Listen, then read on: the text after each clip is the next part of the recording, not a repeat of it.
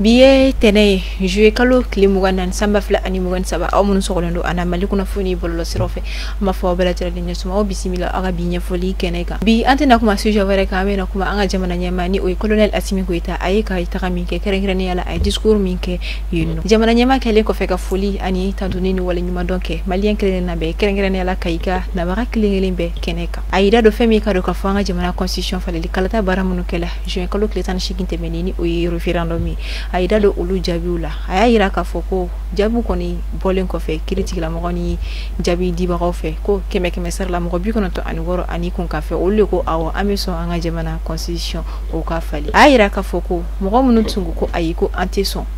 ugumbana kada uka famiyanu ka aklinarika ina fo mo munu sona fana awo akafali nulu ko wi ulu fana tumiko fo kada uka famiyanu ka aklinarika ngo nga koni amanye atora awati gudi tala ko malien bela jira den ki brodi nyokoma ka je ka kekeli ko barsabla nyokon fe am sekata ka roja ko wa malien mausan malien mabo malien jamana nyema ayira ka foko ale discours mi ke salongo 22 septembre la ko ka foko jamana nyeta ko ni o barada mneli ko wa ko o barade damneli fleninga ko abe damneni nokomani di ko o nokomani tuye jume ko be talike ko ma taxi wulili la yente pepe wulili oni anga chemin de fer olu wulili la nga ko fe ko ali gelemon ko lu baro fana be sina ko nga ko ama nogondi ko o be talike anga jamana sanu ko la ko sanu barakalo ko ni ayira ka fo olu be ka sanu barakenga o te ka na fasoro ala ko o sin fe wi wulika joni seke lu ke kamado bla o kunyena olu ye ayira ka fo sega lu kofe olu ye aye ka fo ko anga jamana ko ni o yumali ko akoni siensirle no kadi nazarauma ayira ka fo ko constitution fale kata mikira ko jabi mi bora ko ni abnata sientela ni olu kan ka siye wa abajiga olu be na siye ko ni olu koni asiye ko femi mali sanu akoni meseki mali tayala wa o kofe ko société do be na sigisinga mi metoka anga jamana sanu kunya gabo na bina fuma ko surem o kofe ko usine do be na jono usine d'affinage wala saka sika anga jamana sanu bayelma ko kadaka anga mali sanu bita bayelma kefe jamana uni ani jamana werawdila ayira ka foko usine flower bina jo kele no bina ke kuchala kele mina ke bamako wala saka siga anga jamana kori ko olu bayele ma ko ke gari o ko fe haida se keneya ko ma ayi ayira ka foko ubiga minaun sanka bila ubina minaun sanga bila dogotoro so ko nala ko femye ka fo obara yere damnela kai kaw feno kada kan ko uye kai centre de dialyse u koni materiel u chaman san kabla o konnala wa ayira ka foko o ko fe kene aso bawni o docteur so bawi hôpital baw ko olubina jo anga jamana konnala wala sani anga jamana mo gomnu mangene olubisika kene furake anga jamana konnala ya kasor amakeni ko kata kai kada ko o ko kata nunu jam furakeli o musaka olu koni ka chanfoka adamateme o ko fe akumara sene ko fana kan ayira ka foko o baro fana be sina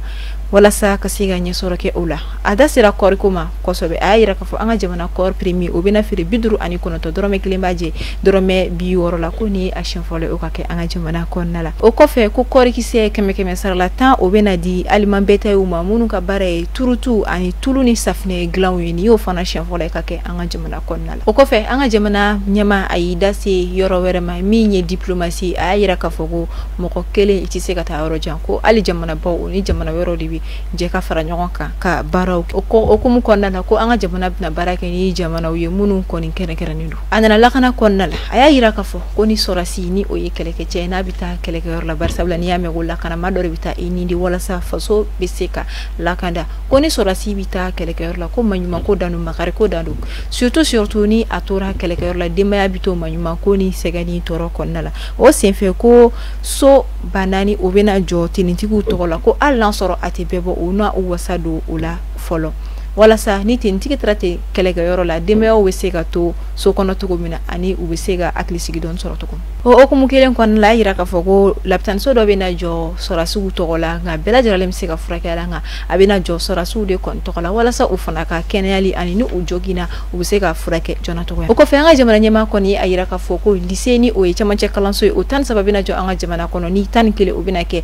lycée normal ni fla ubina ke lycée d'excellence o folo bina jo bele ko juila flala buku kati sabana senu nani na ngolo bala kuchala duruna farako segu worona kurale kalabankuru wolofla na kiyan sikaso kononto na ni kale bajankara tana obinajo duwaza kaufeino tani kele na obinajo kona mopti konnala